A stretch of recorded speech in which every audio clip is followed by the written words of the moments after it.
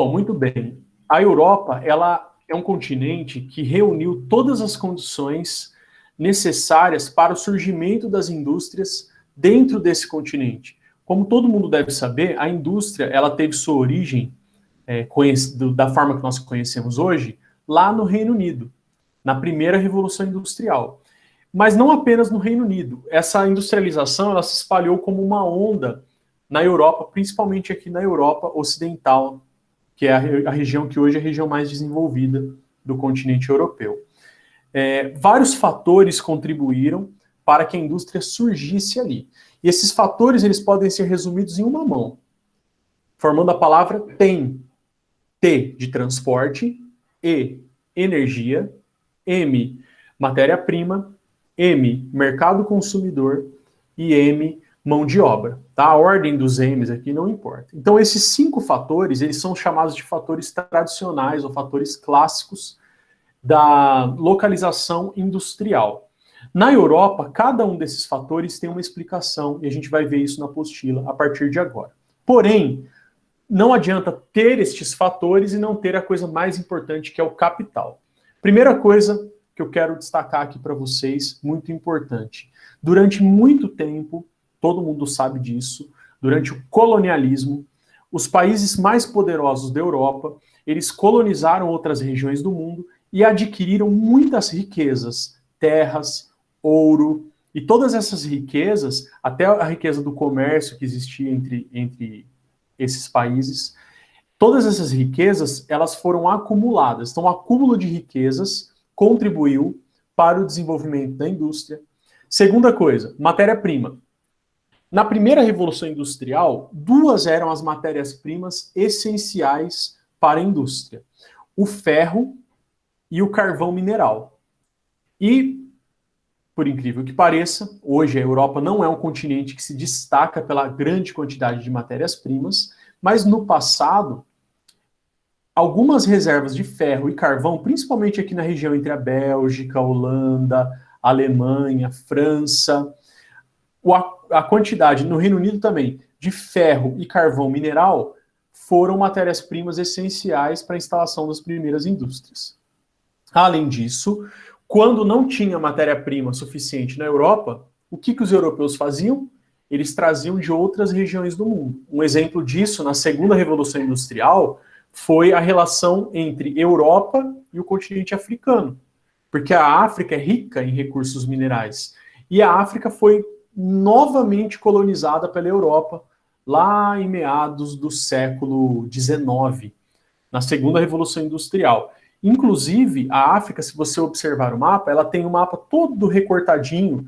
Os países, a maioria, são países com fronteiras retas. Parece que alguém foi lá e riscou aquelas fronteiras no mapa. E não foi muito diferente disso não, pessoal. Os europeus, eles dividiram a África de acordo com seus interesses, principalmente para poder obter matérias-primas a baixo custo desses países africanos. E, finalmente, a mão de obra e o mercado consumidor, que são fatores mais humanos. A Europa, ela teve o processo de urbanização há muito mais tempo do que aconteceu, por exemplo, aqui no Brasil. Então, as cidades grandes, elas já começaram a existir lá por volta de 1700, 1750, já tinha grandes cidades. As pessoas iam para a cidade, então houve esse êxodo rural, a saída do campo para a cidade em busca de oportunidades, e um lugar onde tem muita gente concentrada, significa muita mão de obra disponível para as indústrias, certo? E, ao mesmo tempo, pessoas que estão juntas, que têm comércio e tudo mais, elas querem comprar produtos. Então, ao mesmo tempo, você tem mão de obra para trabalhar e mercado consumidor para consumir os produtos fabricados nas indústrias. Outra coisa importante, pessoal, que é muito relacionado às revoluções industriais. Está dizendo aqui, você pode grifar na sua apostila, o crescimento industrial europeu foi impulsionado por inovações tecnológicas que resultaram no grande número de invenções de máquinas. Desde a primeira Revolução Industrial, um cara chamado James Watt, ele desenvolveu o primeiro tear mecânico, movido a vapor.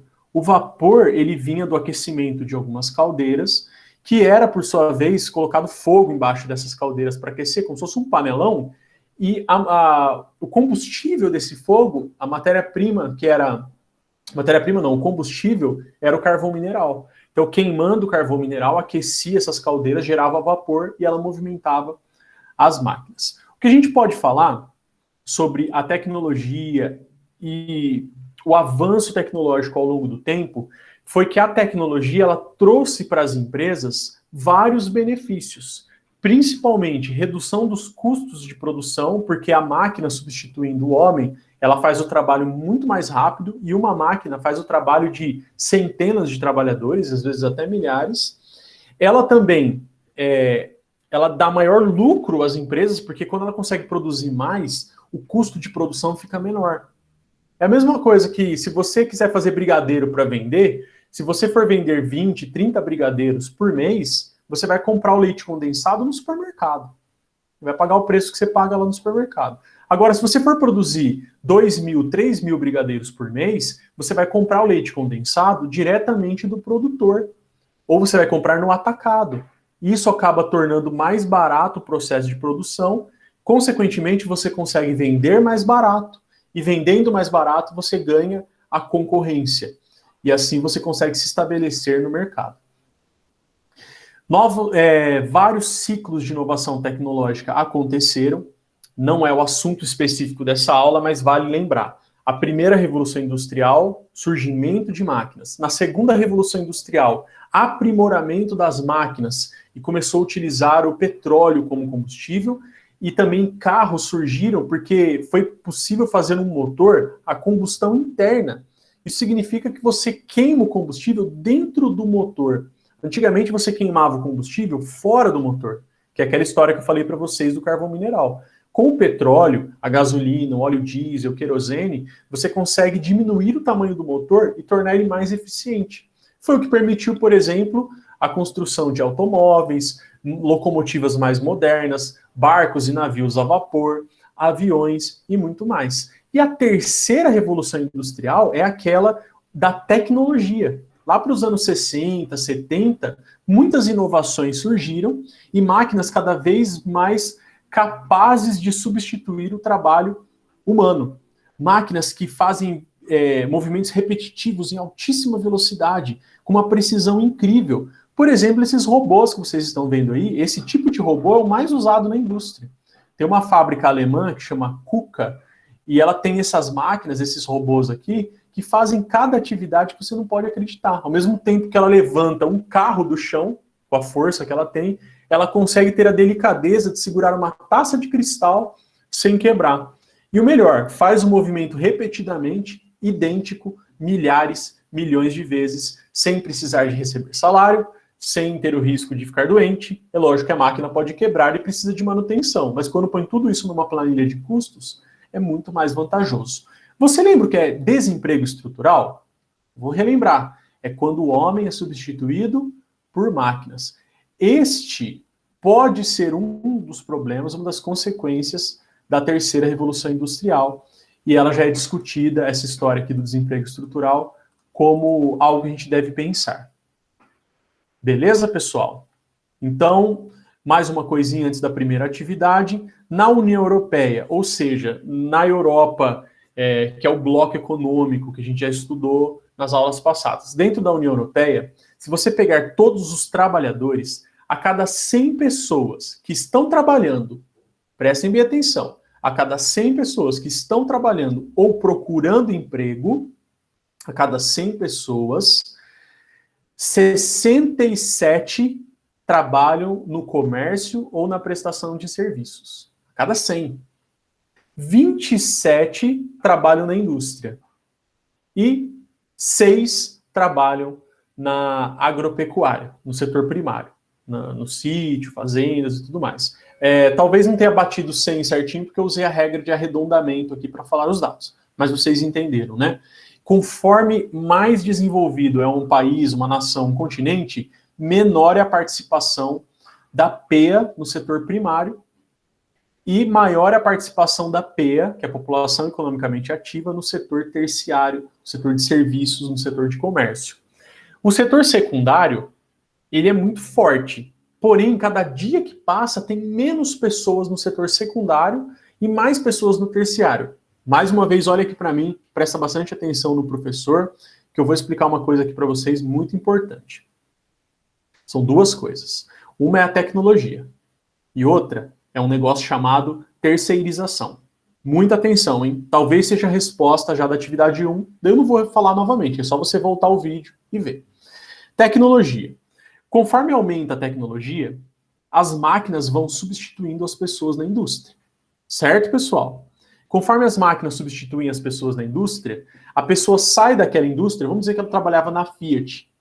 Ela vai procurar uma vaga na Volks.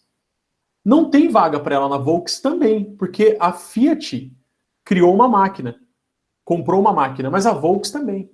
Por isso que chama desemprego estrutural, porque mudou a estrutura produtiva. Não existe mais aquele emprego em fábrica alguma para aquela pessoa. Se não tem emprego na fábrica, para onde que ela vai, gente? Para o campo que não é. Ela vai para o setor terciário.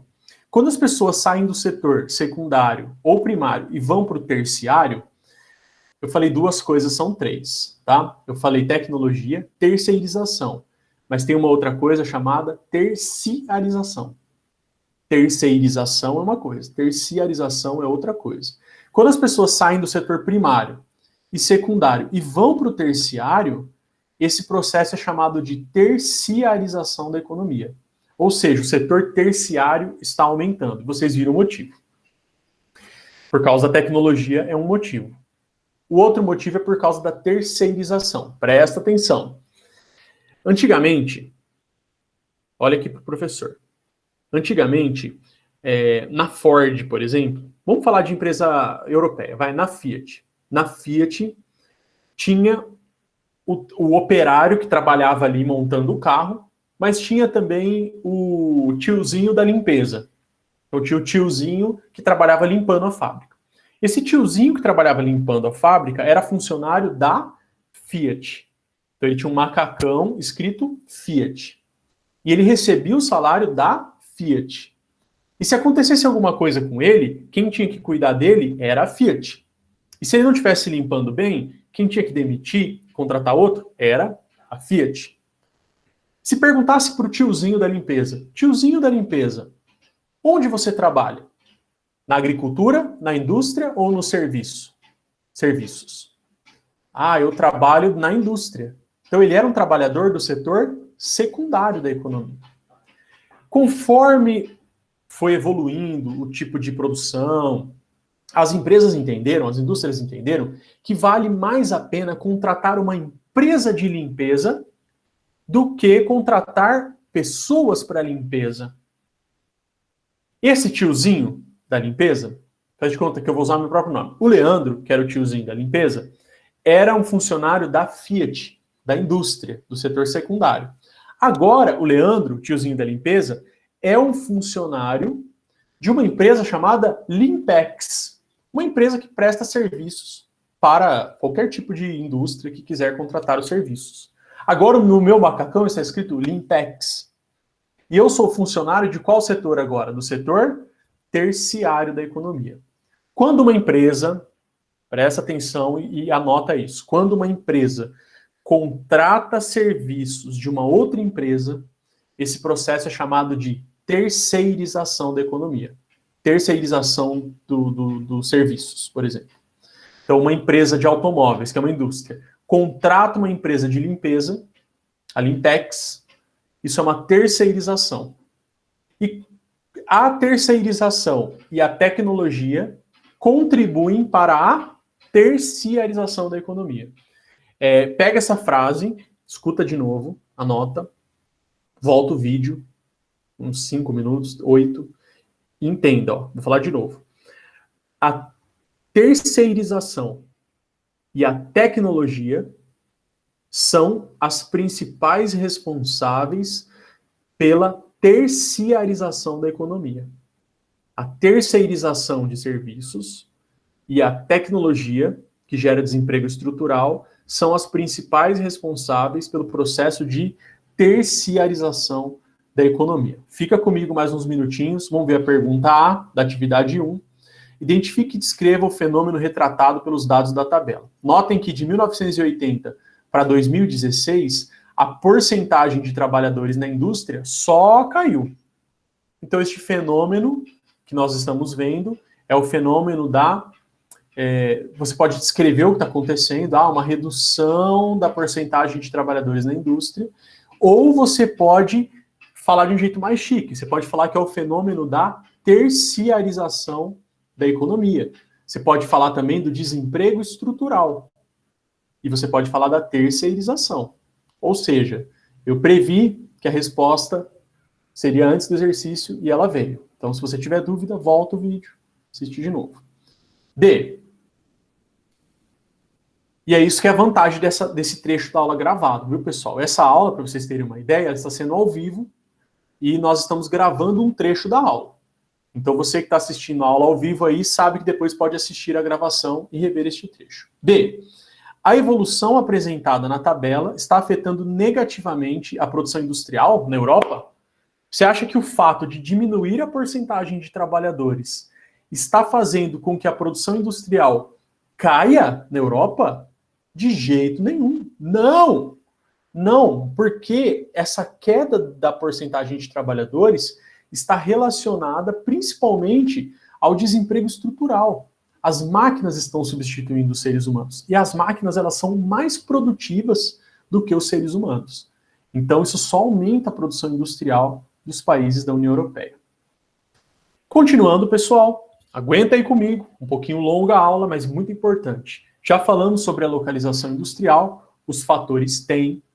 Você que estava assistindo a aula ao vivo, nós fizemos um esqueminha, um desenho no caderno do TEM, já está anotado no seu caderno. E agora a gente vai dar uma olhada em características específicas da Europa em relação aos fatores TEM. Escreve um M bem grandão aqui do lado, na sua apostila, para você lembrar que tudo tem a ver com o TEM. Então, primeira coisa, pessoal, o mercado consumidor, ele pode ser analisado do ponto de vista da quantidade, grifa, ou da qualidade. E eu já vou resumir todo o restante do que está escrito aí para vocês. Mercado consumidor de quantidade. É um lugar, um país, um mercado. Mercado não tem nada a ver com supermercado, viu, gente? Mercado é no sentido de pessoas que compram. Mercado de quantidade são países muito populosos, ou regiões muito populosas. Por exemplo, só na Europa tem cerca de 800 milhões de pessoas no total, no continente europeu. Ou seja, a Europa é um mercado de quantidade, porque tem muita gente para comprar. Já pensou o mercado da China? O mercado da China é um mercado de quantidade. Só a China tem 1 bilhão 300 milhões de habitantes.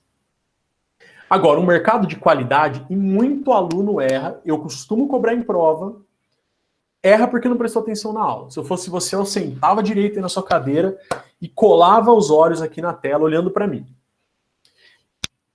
Mercado de qualidade não significa necessariamente que são produtos de qualidade. A qualidade, no caso, é a qualidade dos compradores. Se você quer vender alguma coisa e você quer um mercado de quantidade, venda na China, venda na Índia, venda na Europa como um todo, tem gente pra caramba. Agora, se você quer um consumidor de qualidade, ou seja, aquele que tem qualidade para adquirir produto seu, ou seja, aquele que tem dinheiro. Mercado de qualidade significa um mercado, um lugar, um país, um continente, onde as pessoas têm uma alta renda per capita. É isso, pessoal. Alta renda per capita. E a Europa, então, é um mercado de quantidade, porque tem gente pra caramba que mora na Europa, e de qualidade, porque a renda per capita do europeu é muito elevada. Então é isso que é importante vocês entenderem. Sobre a União Europeia, eu já expliquei para vocês, só aumenta o mercado porque passa a ter um comércio mais intenso entre os países, porque qualquer, por exemplo, francês que quiser comprar um produto da Alemanha, a França não cobra impostos para produtos que vêm da Alemanha. Então o comércio passa a ser muito grande dentro da Europa, de vários tipos de produtos, desde produtos industriais, máquinas alemãs sendo compradas na França, ou então de produtos também regionais, como vinhos, queijos, produtos agrícolas, que a gente já estudou no módulo anterior. Transporte, galera. Resumo, ó, tudo isso que está aqui, eu vou resumir para vocês facinho, facinho, facinho. Ó. O transporte na Europa é considerado um transporte de qualidade e também abrangente, porque a malha ferroviária ela cobre praticamente todo o continente europeu. Então dá para você ir de um ponto ao outro da Europa por trem, e os trens lá são de alta velocidade. O transporte de passageiros, por exemplo, pode ser feito a 350 quilômetros por hora, com trem-bala. O transporte de mercadorias também pode ser feito com trens que conseguem viajar numa média de velocidade de 80, 100, 120 quilômetros por hora, carregando muita carga. Além disso, você lembra do mapa da Europa? Não é cercado de água, cheio de mares em volta? Tem o rio Danúbio também, dentro da Europa. Tudo isso facilita demais o transporte aquaviário, hidroviário. Fora isso, as estradas são maravilhosas, verdadeiros tapetes. Então a ideia da Europa, se você olhar aí, você vai ver que a maior parte das mercadorias são transportadas por... Você que está vendo ao vivo, manda no chat que daqui a pouco eu vou ver. Qual que é o principal meio de transporte? Você mandou rodoviário? Certa resposta. Mas isso não significa que eles levam uma carga de Portugal até a Ucrânia de caminhão, porque isso é burrice. A carga ela é levada o máximo possível de barco. Não dá mais de barco? Trem. O máximo possível de trem. Chegou, não tem mais aonde ir, o caminhão pega e distribui regionalmente. Então é lógico que você precisa de um navio, uma carga em um navio, 6 trens, 5, 6, eu estou inventando os números, mas é mais ou menos isso. 5, 6 trens para distribuir a carga desse navio e tipo 300 caminhões, 400 caminhões para distribuir. Então uma raiz, um tronco, outros troncos menores e depois ramifica, que seria o transporte rodoviário. Então, qualidade e... eu usei uma palavra, abrangência. Qualidade e abrangência. Vamos lá, pessoal? Atividade 2. Provavelmente eu devo ter falado já durante a explicação. Conforme observamos no gráfico, cerca de 75% das mercadorias são transportadas por rodovias. Apresente um ponto positivo e um negativo do transporte rodoviário. Pessoal, positivo, o transporte rodoviário, presta bem atenção, ele é o mais flexível de todos, porque a carga ela pode ser levada para qualquer lugar, até uma rua de terra, até uma rua estreita, dentro da cidade. Essa é a vantagem do transporte rodoviário.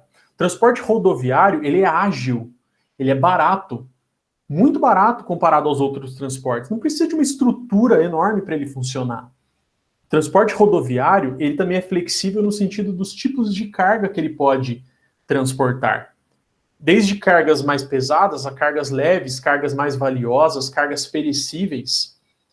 O transporte rodoviário, por outro lado, ele precisa de um trabalhador para cada caminhão, pelo menos até o ano de 2020, né? Quem sabe no futuro.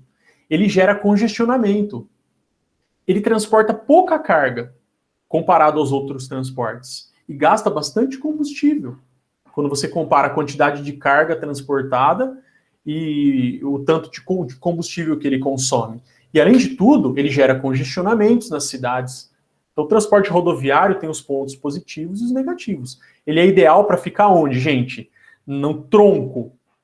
Não. O ideal é ele ficar nos ramos, na ponta. Ele não é ideal, ele não é um transporte da raiz. Ele é um transporte que ele tem que ser utilizado na ponta final de toda a logística do transporte. Legal, né, moçada?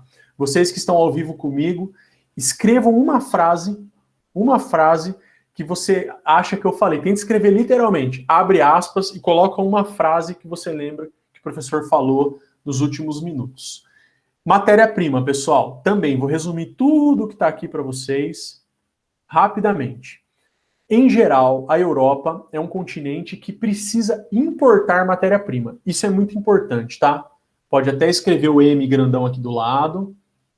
Em geral, a matéria-prima ela tem que ser importada, porque não tem matéria-prima suficiente na Europa para a produção industrial deles. Isso, desde da Revolução Industrial, sempre precisou começar a importar. No entanto, alguns lugares se destacam. Vocês podem ver o país, é lógico, pelo seu tamanho, né? Com certeza ele seria o principal país. A Rússia é o destaque da Europa. Então ela é a maior reserva de ferro, de bauxita, Bauxita é usada para fabricar alumínio, cobre, que é usado para fabricar fios e motores, prata e níquel. Rússia, sempre em primeiro lugar. Tem outros países aqui com destaque mais regional, mas a Rússia é o grande destaque. Se a Rússia não tem tanta indústria para usar toda essa matéria-prima, significa que a matéria-prima também vai ser distribuída para as outras áreas na Europa. Deixa eu explicar uma coisa para vocês, muito importante. No passado, essa é uma outra frase marcante. Se você não conseguiu escrever nenhuma frase aí nos comentários, pode escrever essa. No passado, era fundamental estar próximo da matéria-prima. Porque as indústrias eram indústrias pesadas, eram indústrias siderúrgicas, então tinha que ficar perto da matéria-prima. Atualmente, você acha, pode responder nos comentários, você acha que hoje uma fábrica de celular, por exemplo, ou de microchip de computador, ou de placa de vídeo, você acha que uma fábrica de placa de vídeo para computador, notebook, precisa estar próxima do silício, que é a matéria-prima do mineral, do alumínio, do ouro, que é usado para fazer as conexões menorzinhas? Você acha que é necessidade? No passado, sim, porque a siderúrgica tem que estar perto do ferro para poder fazer o aço, do manganês, do carvão mineral. Atualmente, gente, uma fábrica de automóveis ela não fica perto de uma reserva de ferro. De jeito nenhum. As peças elas vêm do mundo inteiro, ou até das regiões, e são montadas em determinados lugares. Um avião precisa ficar perto de uma reserva de bauxita, porque usa alumínio na fabricação da fuselagem do avião? Bom, espero que vocês tenham respondido que não. Energia. Aguenta aí que a gente já está indo para a parte final. Energia. Sem energia, nada funciona. Já ficou sem energia na sua casa, você sabe como que é ruim, né? Se você é como eu, você passa 432 vezes no interruptor e liga. Daí você fala assim, tá sem energia. Aí você fala assim, caramba, nossa, como eu sou burro. Aí dá um segundo, você passa de novo, você vai lá e liga de novo. Ai, caramba, de novo, fiz isso de novo. É horrível ficar sem energia, né, gente? Principalmente quando a bateria do celular está acabando. Mas aqui, energia, nós estamos falando de energia de maneira geral. E não só energia elétrica. A energia que move as indústrias, a energia que move os automóveis, a energia que é usada na fabricação de energia elétrica. Então, nós vemos aqui na Europa a matriz energética, isso é importante, costuma cair na prova ângulo. De 1950 para hoje, o carvão caiu de 81% para 19%. O petróleo continuou mais ou menos o mesmo tanto, deu uma diminuidinha. Pensa, gente, que em termos de quantidade aumentou muito, tá? É participação. Talvez hoje se consuma mais carvão do que em 1950. Porque a gente está mostrando a fatia aqui, não está falando em quantidade. Mas a participação do carvão diminuiu, do petróleo diminuiu, em compensação, fontes renováveis como hidrelétrica, eólica, solar aumentaram bastante, de 6 para 26,7. A nuclear surgiu com tudo, a partir dos anos 50, ela não existia antes, ela começou a existir, e hoje ela ocupa quase 30% da energia na Europa, a tendência é diminuir, porque ela é muito cara, não é porque ela polui, ela não polui nada. Tem risco de explosão, tem o lixo, que é um problema, só que ela aumentou e a tendência é diminuir. E aqui outros permaneceram mais ou menos igual. Então, o que isso nos mostra? Aqui tem um resuminho na apostila, eu vou fazer o meu resumo para vocês.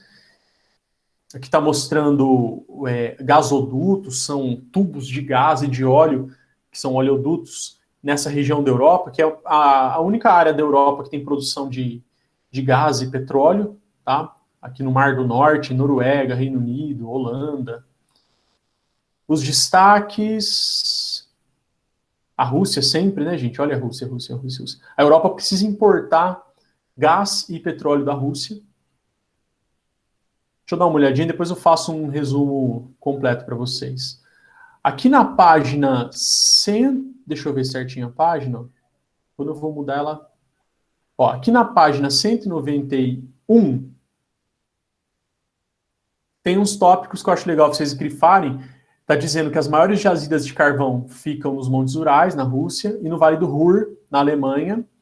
Está falando que a Europa produz quase 1/3 do gás natural do mundo, mas a Rússia produz quase tudo, e que o petróleo não é abundante na Europa, e que as jazidas ficam na Rússia e no Mar do Norte. Olha como o petróleo chega até a Europa Ocidental. Aqui é o maior consumo. Aqui é a produção. Vem tudo por cano, gente. Um cano, assim, muito doido. A parede do cano é dessa grossura. Muito legal. São os oleodutos. E também eles vêm aqui do norte da África. Às vezes eles trazem petróleo bruto, tanto por navio quanto por cano, que é o oleoduto, e refinam lá na Europa. Lá na Europa que ele é transformado em gasolina, óleo diesel. Deixa eu ver o que mais aqui. Nenhum país da Europa está entre os 5 maiores fornecedores mundiais de recursos energéticos, só a Rússia, que não faz parte da União Europeia. O investimento crescente em fontes renováveis, e aqui a atividade 3, eu vou explicar para vocês o lance da energia. Então, resumo. O carvão mineral foi o mais utilizado, ele é muito poluente, só que ele é barato, ele gera muita energia. Depois, na segunda revolução industrial, o petróleo ganhou força. O petróleo, ele é mais versátil, ele é líquido, né? Ele é mais fácil de ser transformado em outros combustíveis, de ser utilizado em carro e tudo mais. Ele ganhou, virou destaque, e atualmente, eu acho que é isso que é o ponto fundamental, atualmente há um crescimento do investimento em fontes renováveis de energia. A Alemanha, por exemplo, gente, tem se destacado demais na produção de geradores eólicos, de energia eólica, aqueles cataventos gigantes. E eles usam muita tecnologia, estão investindo demais nisso. Então vamos lá, gente. O que está acontecendo? A França está desativando alguns reatores nucleares e a meta é reduzir a energia nuclear para 50% da produção, cair pela metade. Atualmente, isso aqui você pode grifar, 75% da energia da França vem da energia nuclear. Letra A. Quais fatores têm levado a França a tomar medidas como essa? Principal, galera, se você acha que é preocupação ambiental ou medo de acidente, não. A principal é o custo. A energia nuclear é muito cara para ser produzida. Custo, primeiro. Aí outros. Aí você vai falar das questões ambientais, do lixo nuclear, do risco de acidentes, mas é principalmente custo. Custo é a palavra gigante. Os outros são palavras pequenininhas. B. Comente possíveis outras fontes de energia que a França deverá utilizar no futuro para substituir a nuclear. Ó, o gás natural. O gás natural ele é de origem igual ao do petróleo, viu, gente? Ele é um gás que é da decomposição de matéria orgânica no passado. Ele é um recurso não renovável também. Mas comparado ao petróleo, ele é menos poluente e ele é mais... digamos que ele se tornou um pouco mais barato, numa época, agora está encarecendo de novo, mas ele é menos poluente. Esse é o fator dele. Mas vamos falar das fontes mais bonitinhas, ou bonitinhas, né? Eólica, que é do vento, solar, que é a energia que vem do sol, a energia hidrelétrica, lá não é muito utilizado, porque não tem tantos rios com potencial hidrelétrico. Tem a maremotriz, que utiliza a força das ondas e das marés para gerar energia elétrica, tem bastante trabalho em relação a isso, mas o mais importante é a eólica. Eólica e solar. Tá? Eólica e solar são os grandes destaques. Pessoal, ó, tem mais alguns minutinhos? Fica comigo aí, vão mandando os comentários ao vivo. Eu não posso deixar de falar da mão de obra, porque eu já adiantei para vocês. Tem diminuído muito a participação de trabalhadores na indústria por causa do desenvolvimento tecnológico, das máquinas mais modernas. E um fator que incentiva isso é o custo da mão de obra. Na Alemanha, na Bélgica, nos Estados Unidos, na França e no Japão, é muito caro o trabalhador. Eles não aceitam trabalhar por salários muito baixos. Isso acaba incentivando as indústrias ou a produzirem produtos que levam muito em consideração a qualidade da mão de obra humana, por exemplo, produtos feitos à mão. É lógico que uma camisa italiana, fatto a mano, feita à mão, artesanal, vale muito mais do que uma camisa feita na fábrica. Porque ela foi costurada, você sabe que teve um trabalho artesanal. Ou o custo muito alto da mão de obra incentiva as indústrias a substituírem os trabalhadores por máquinas.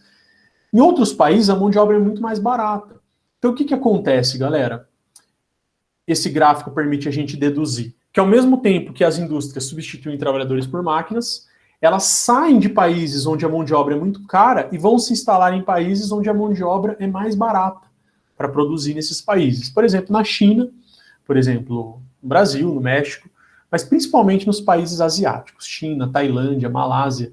A Adidas, que é uma fábrica alemã, que faz tênis, artigos esportivos, a maioria dos tênis não são feitos na Alemanha. Inclusive, eu nunca vi um feito na Alemanha. A maioria é feito na Tailândia, na Indonésia, no Vietnã, na China. Atualmente, as principais indústrias se concentram nesse eixo aqui. Acho que isso é importante também destacar, que vai do norte da Itália até o Reino Unido. É o eixo Reno-Ruhr. É o nome dos rios que ficam aqui, Reno e Ruhr. Então aqui tem as principais indústrias, top demais. E aí vem a parte dos testes que eu deixo como tarefa, desafio, e depois eu disponibilizo o gabarito para vocês. Tudo bem, pessoal? Então eu vou encerrar a gravação aqui dessa nossa aula. Nos vemos na próxima.